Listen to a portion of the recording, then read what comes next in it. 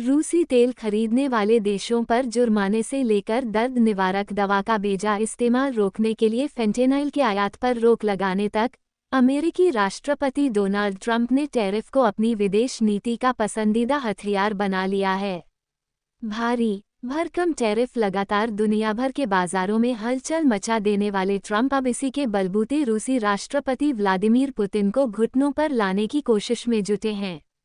हालांकि विश्लेषकों का मानना है कि इससे पुतिन के तेवरों में कोई कमी आने के आसार नहीं हैं। ट्रंप ने रूस को धमकाने के लिए एकदम नायाब तरीका निकाला है।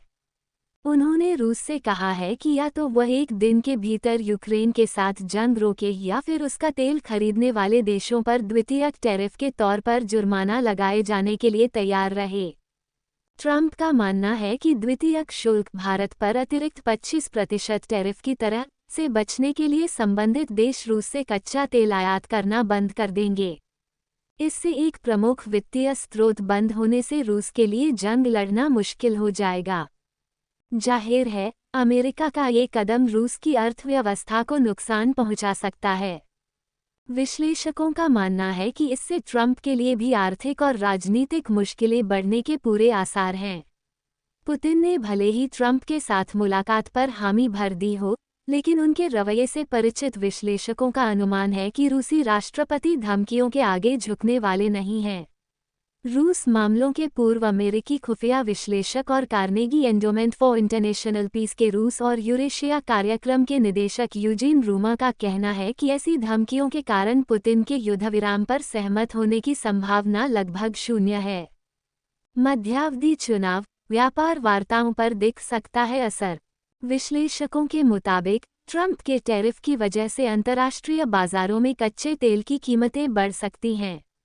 इसके असर से अमेरिका भी अछूता नहीं रहेगा और इसका असर अगले साल होने वाले अमेरिकी मध्यावधि कांग्रेस चुनावों पर भी नजर आ सकता है। यूजीन रूमा कहते हैं कि यह मुद्दा ट्रंप के लिए राजनीतिक मुश्किलें खड़ी करने वाला भी साबित हो सकता है। पुतिन अमेरिकी धमकी की कीमत चुकाने को तैयार। यूजीन रूमा कहते हैं, सैद्धांतिक तौर पर यदि भारत व चीन तेल खरीद बंद कर दे, तो रूसी अर्थव्यवस्था के लिए बहुत बड़ा झटका होगा। हालांकि ऐसा नहीं होने वाला है।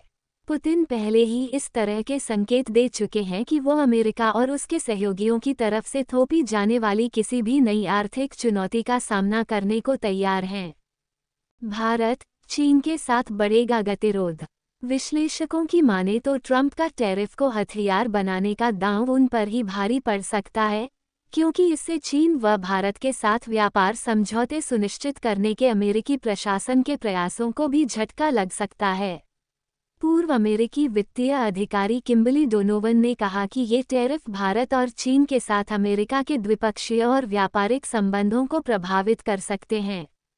भारतीय प्रधानमंत्री नरेंद्र मोदी दो टूक कह चुके हैं कि चाहे जो कीमत चुकानी पड़े, भारतीय किसानों, पशुपालकों के हितों के साथ कोई समझौता नहीं किया जाएगा। यही नहीं, चीन भी साफ कर चुका है कि रूस से तेल खरीदना बंद करने वाला नहीं है। घरेलू दबाव न होना भी रूसी राष्ट्रपति की एक बड़ी ताकत। पूर्व राष्ट्रपति बराक ओबामा के पूर्व विदेश नीति सलाहकार और अब ग्लोबल सिचुएशन रूम कंसल्टेंसी के प्रमुख ब्रेट ब्रुएन के मुताबिक, ट्रंप को लगता है कि द्वितीय टैरिफ रूस के तेल निर्यात को नुकसान पहुंचाकर उन्हें झुका सकते हैं। लेकिन ऐसा नहीं है। पुतिन ने प्रतिबंधों और अन्य आर्थिक दंडों से बचने के तरीके खोज लिए हैं। उन पर ज्यादा घरेलू दबाव भी नहीं है। भारत तेल खरीदना बंद कर दे तो बढ़ जाएंगी कीमतें। विश्लेषकों का कहना है कि अगर भारत प्रतिदिन 17 लाख बैरल रूसी कच्चा तेल खरीदना बंद कर दे, जो वैश्विक आपूर्ति का लगभग 2% है, तो वैश्विक कीमतें मौजूदा $66 से बढ़ जाएगी। रूसी शिपमेंट में किसी भी तरह की बाधा से कच्चे तेल की कीमतें $80 या उससे ऊपर तक पहुंच सकती हैं। मॉस्को ने सीपीसी पाइपलाइन बंद की तो ठप हो सकती है वैश्विक आपूर्ति। यही नहीं, रूस जवाबी कार्रवाई के तौर पर कजाकिस्तान से सीपीसी पाइपलाइन बंद करने जैसा कदम भी उठा सकता है, जिससे वैश्विक आपूर्ति संकट उत्पन्न हो सकता है। पश्चिमी तेल कंपनियां एक्सॉन, शेवरॉन, शेल, ईएनआई और टोटल एनर्जीज सीपीसी के माध्यम से प्रतिदिन 10 लाख बैरल तक तेल भेजती हैं, जिसकी कुल क्षमता 17 लाख बैरल प्रतिदिन है। Peterson Institute for International Economics के वरिष्ठ फेलो कुलिन हेनरिक्स कहते हैं कि ट्रंप के टैरिफ हथकंडे अमेरिका के फायदेमंद लग सकते हैं, लेकिन इसके नुकसान कहीं ज्यादा हैं।